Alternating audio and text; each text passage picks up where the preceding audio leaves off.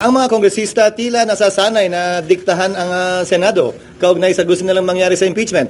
Pwes kung trabaho ng ilang mambabatas na maging sunod-sunuran kay Speaker Romualdez na gusto, klaro, itong impeachment na ito, hindi namin trabaho yan sa Senado.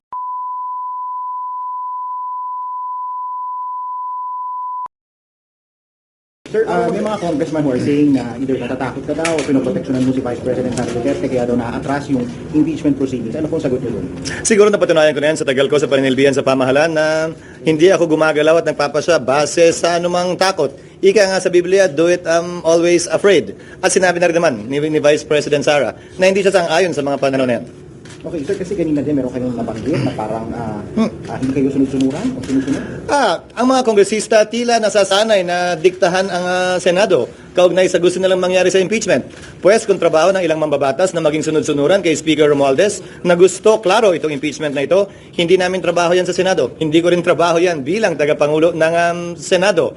Para sa akin, gagampanan namin ang aming tungkulin ayon sa aming paniniwala na tamang proseso na naayon sa batas. Nung inupuan nila na mahigit 2 buwan itong impeachment complaint, may narinig ba sila sa amin? Nakalagay din sa rules nilang immediately ibibigay ng SecGen yung impeachment complaint sa Speaker. Hindi nila ginawa yun sa loob ng mahigit 2 buwan. May narinig ba silang reklamo sa amin? Ginalang namin ang kanilang pasya, proseso at pagdidesisyon.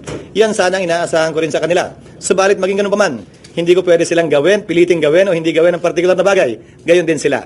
Kung nais nilang maging sunod-sunuran sa gusto ng kanilang speaker, pues hindi po namin trabaho yan. Sir, bakit sa tingin ninyo may ganung posisyon si Speaker? What is it in for him? Siguro naman, klaro naman yun nung simula't simula na wala namang magaganap at mangyayari sa Kamara, lalo na't ganong karaming boto kung hindi yan sinang-ayunan ng speaker ng Kamara. But what would be his motive?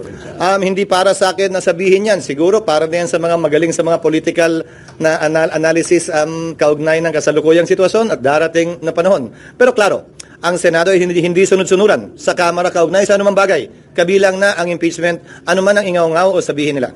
Sir, for the record, kanina po kasi merong umikot sa social media na resolution supposedly dismissing the articles of impeachment against the Vice President. Ano po ang status kung meron mang ganung dokumento dito sa Senado? Walang ganong uri ng resolusyon na final o pending sa Senado sa ngayon.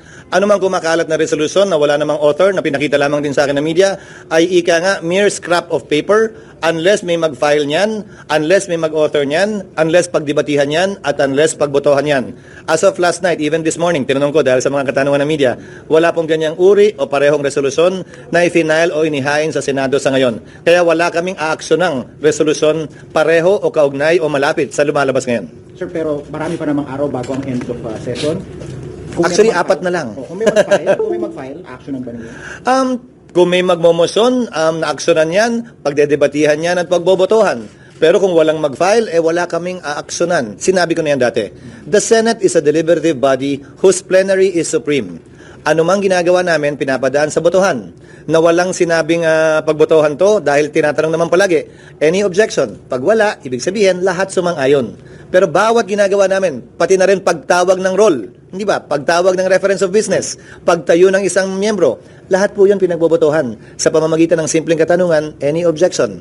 So ito, ganun din, dadaan sa prosesong yan. Pagbobotohan din ito kung may maghahain nga ng ganyang resolusyon. Sir, kung wala, anong mangyayari sa June 11? Kung wala, ang mangyayari sa June 11 ay yung prosesong nakatalaga sa aming rules kung saan babasahin ng mga prosecutors yung articles of impeachment, magko-convene ang Senado, susumpa ang mga mahistrado, mag-i-issue ng summons. Hanggang doon lamang ang pwedeng magawa ng kasalukuyang Kongreso kaugnay.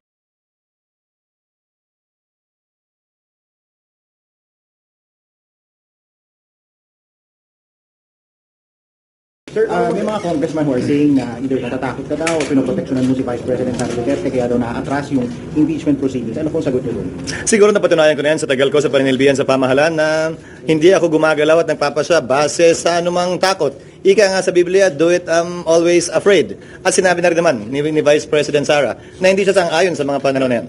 Okay, sir, kasi kanina din meron kayong nabanggit na parang hindi kayo sunod-sunuran o sunod-sunod? Ang mga kongresista tila nasasanay na diktahan ang Senado kaugnay sa gusto nilang mangyari sa impeachment. Pwes kung trabaho ng ilang mambabatas na maging sunod-sunuran kay Speaker Romualdez na gusto, klaro, itong impeachment na ito, hindi namin trabaho yan sa Senado. Hindi ko rin trabaho yan bilang tagapangulo ng Senado.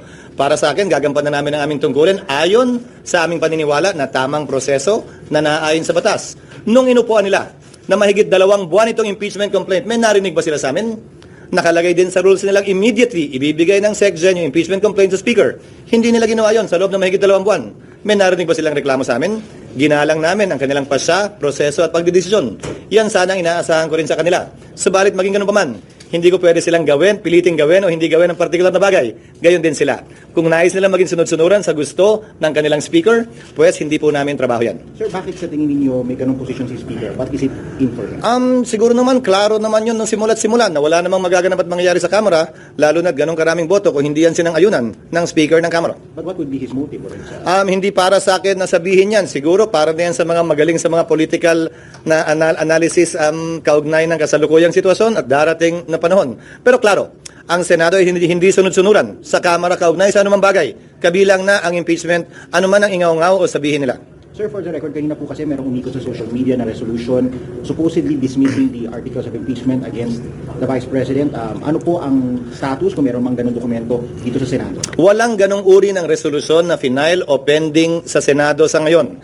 Ano mang kumakalat na resolusyon na wala namang author na pinakita lamang din sa akin ng media ay ika nga mere scrap of paper unless may mag-file niyan, unless may mag-author niyan, unless pagdebatihan niyan, at unless pagbotohan niyan.